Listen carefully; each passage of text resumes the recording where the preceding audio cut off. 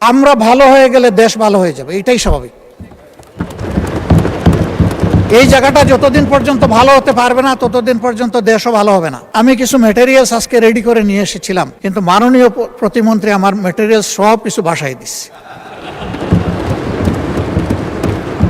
আমি আসলে কখনো এটা বলতে চাই না যে আমার গ্লাসের অর্ধেক খালি। আমি সব সময় বলতে চাই আমার গ্লাসের অর্ধেক ভরা আছে, কাজেই বাকিটাও আমাকে ভরতে হবে।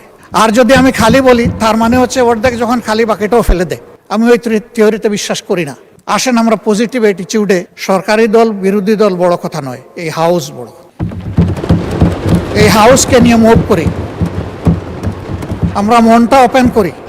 আর আমি অতি বিনয়ের সাথে অনুরোধ করব, বয়স যাই হোক আমার কিন্তু সবগুলা সাদা, আমার মতো বুড়ো সাদা লোক এখানে খুব কম। তো এই দিক থেকে অনুরোধ করছি যে আসেন ওই ঠেলা ধাক্কার রাজনীতি এখানে বাদ দিই। এই জায়গায় আমরা সিনসিয়ার টক করি, পরস্পরকে রেসপেক্ট করি। আমরা যদি মিউচুয়াল রেসপেক্টটা শো করতে পারি, পুরা হাউস রেসপেক্টেড হবে। আমরা ওই জায়গাটায় যেতে চাই। উস্কানি আমাদেরকে দেয় অনেকে, এই গরম কাণ্ড ঘটান, ওইটা ঘটান, ওইটা ঘটান, আপনারা কি বিরোধী দল হইলেন। তাই আমি বলি যে ভাই, আমার তো যোগ্যতার পুঁজি এতটুকুই, আপনার পুঁজি দিয়ে যদি একটু সাহায্য করতেন।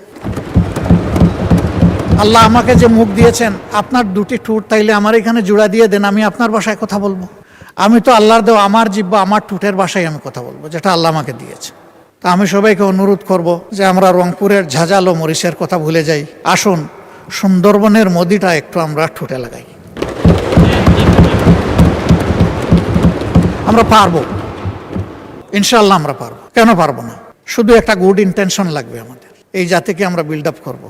আমি প্রথম দিনই বলেছিলাম যে এই চেয়ারে বসা লোকগুলো এখন ওই চেয়ারে, আবার দুই দিকের চেয়ারে বসা অনেকে এখানে নাই। আমরা কোথায় থাকবো জানি না, আমাদের জেনারেশন থাকবে, আমাদের প্রিয় দেশ থাকবে। আসুন না একটা ভালো প্ল্যাটফর্ম দিয়ে যাই।